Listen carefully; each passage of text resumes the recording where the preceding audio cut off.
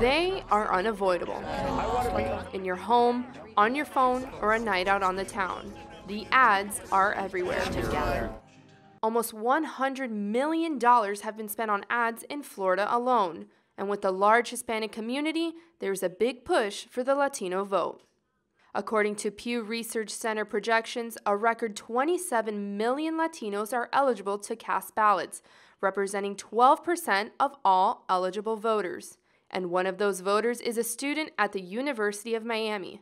Coming from a Cuban immigrant background, voting is more than just checking off the ballot. I vote in every single election that there is because my grandparents fought for that right. My great-grandparents fought for that right when they fought against Spain. So we never really take advantage of voting. Millennials make up 44% of the eligible Latino vote and are the main driver of growth for the Latino electorate. But an associate professor at the University of Miami says it may not take long for the Hispanic vote to grow, but it's going to be a while for the millennials to get to the polls. Unfortunately, I don't see the millennial vote as a very big factor. Younger people tend to not turn out to vote in presidential elections.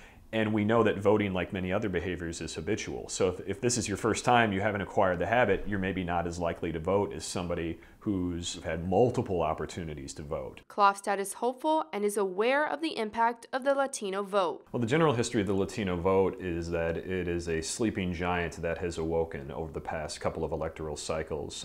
He says Cuban Americans are traditionally conservative, but are becoming more moderate. And combined with the Puerto Rican migrants, who tend to be more Democratic-leaning, Florida could ultimately change to a blue state, and this translates to the rest of the nation.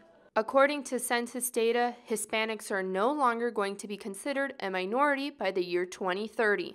And that is a seismic demographic change. That sub-constituency's influence on politics at all levels, local, state, and national, will be increasing. And tonight, the Latino community will make sure their voice is heard. Reporting for UM TV, I'm Victoria De Cardenas.